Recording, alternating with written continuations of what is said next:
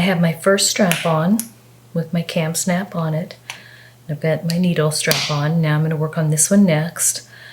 And I've got my cam snap straps that I made.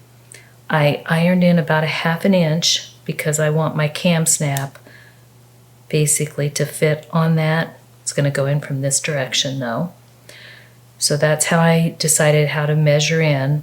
I did fray check on the edges, and then I used my Elmer's glue to hold it down and press that so that it's here good and won't move on me. So that's the end I'm going to start with.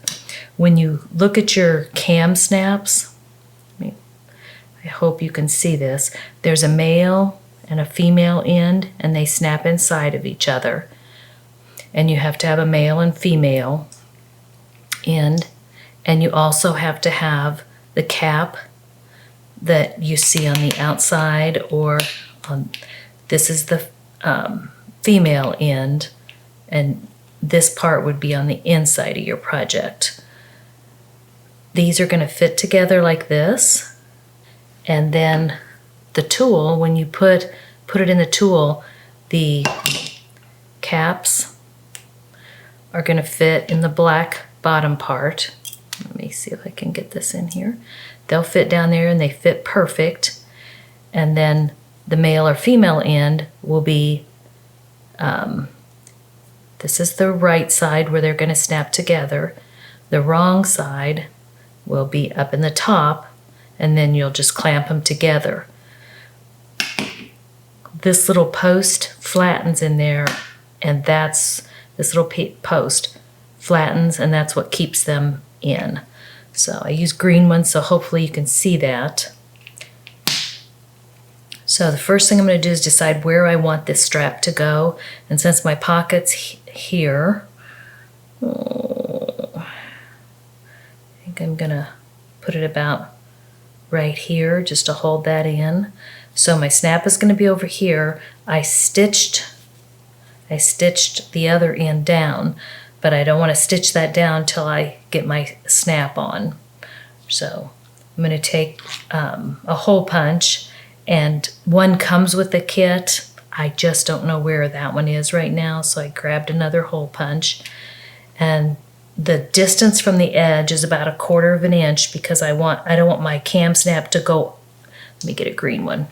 I don't want my cam snap to go over the edge. I want it to fit on there pretty nicely.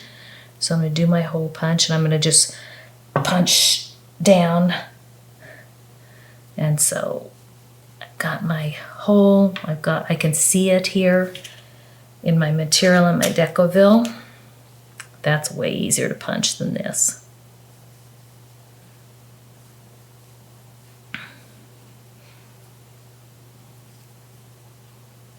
Make a hole. This is going to be the outside, so I want my pretty cap on there. And you can do, I do on my straps, I do a male end. On my pocket, I do a female end. You can do it the opposite. I just think these are smoother to put your hand in and work with than the male ends, but just be consistent. So I put in my cap and push the fabric down nice around the post, and I want a male end. You take the male end and kind of push it down. This is kind of heavy. This is about the heaviest 4 layers of quilting cotton and interfacing. That's about the heaviest that you can get. Use these cam snaps. You can order them with longer posts if you have a bigger project. Then I slide that in,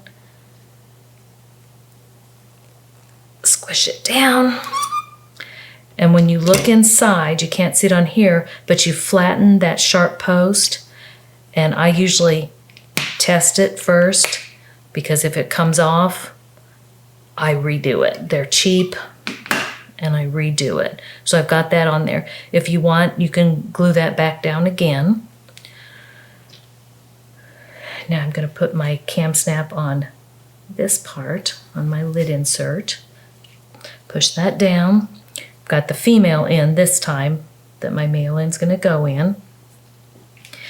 And push it down as nice as you can get it. And one reason that I use Decaville in my lid insert was because we're going to have to scrunch this up to get it in here. There's not enough depth in the tool. And if it was cardboard, I couldn't scrunch it up as easily. So I'm going to line up my tool, press down, and I flatten my post. Snap this on. And then how do I decide how long to make my strap? Well, now I'm going to turn it back a little bit and press that down. I don't want it too tight because if this seam ripper happened to break, and I've broken quite a few because I have to rip a lot out, I might want to put a different one in there, and you kind of have to measure if you had to put a different one in and make sure it would fit. But I think I'm going to have it, I want it to be snug because I sure don't want this to fall out on my machine.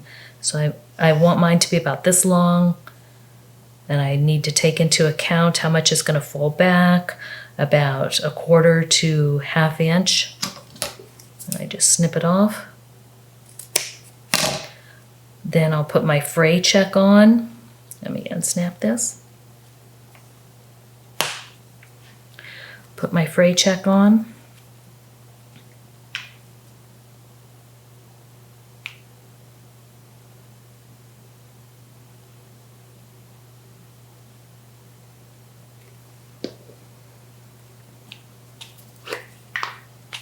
My Elmer's glue. I'm going to cut the loose threads off. Fold this back.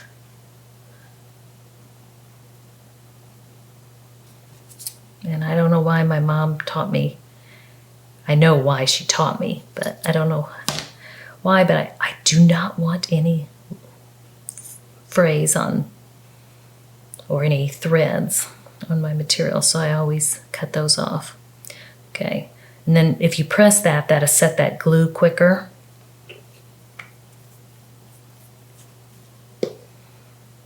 I'll go press it before I stitch it, but I'm going to put this down,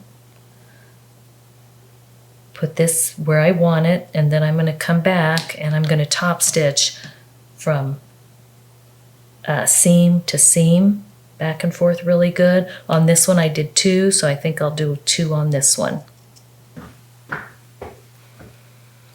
Okay, I've stitched this on. Now I have something to hold my seam ripper in. I've also done the exact same thing that I showed before over here. This will stay on, so I've got that secured.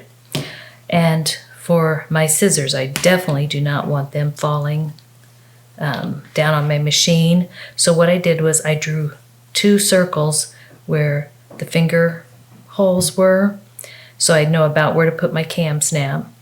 And I installed a female cam snap right in the center of one. Well, I was a little bit off on my circles, but I installed it right in there. Then what I'm going to do is I'm going to weave this in and snap it on my snap. I've already got my snap on my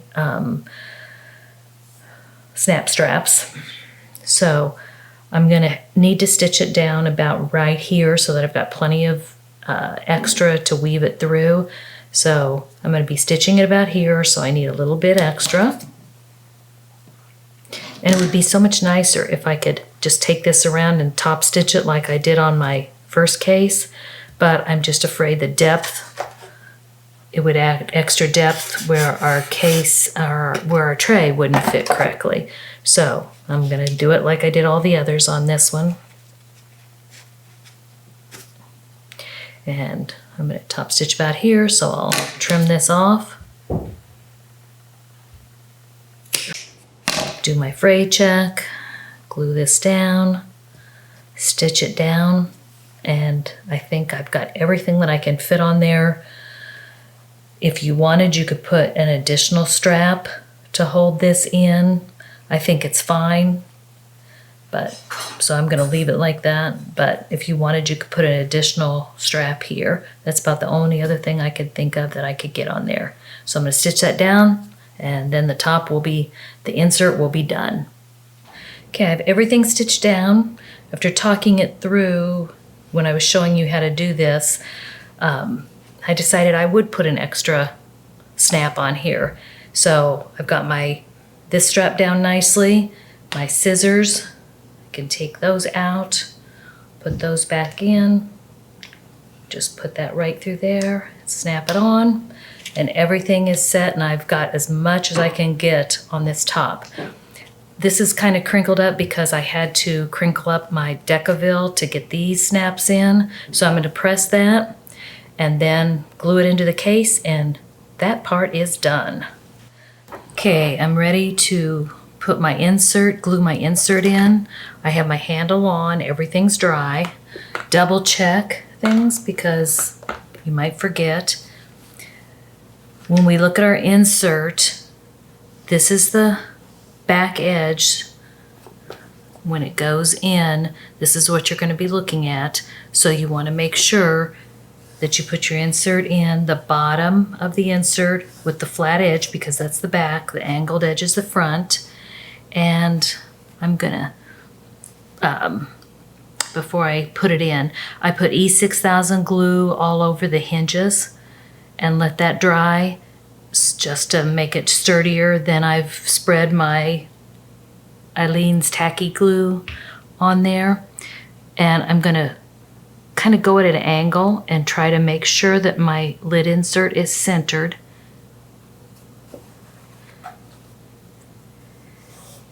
And press it down. And since we did not Odie coat the fabric on the top, you want to be careful and try to not get glue on your fabric. So when you wipe it off, you're going to want to wipe up where the Odie coated material is. And just take that excess glue out. Remember, it should dry clear if you used a glue that dries clear. Push it down nicely all over. Get it nice and adhered. If you want to set something on there like a book or cans or something, you can.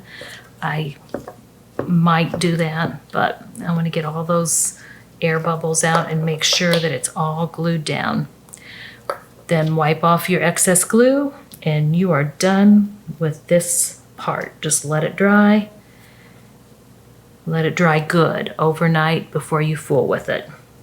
Hope you can use part of my journey making a case that basically other people would throw away because they smelled so bad, or they needed new bottoms, or needed a lot of work, into something that at least is clean and pretty, smells nice for your featherweight.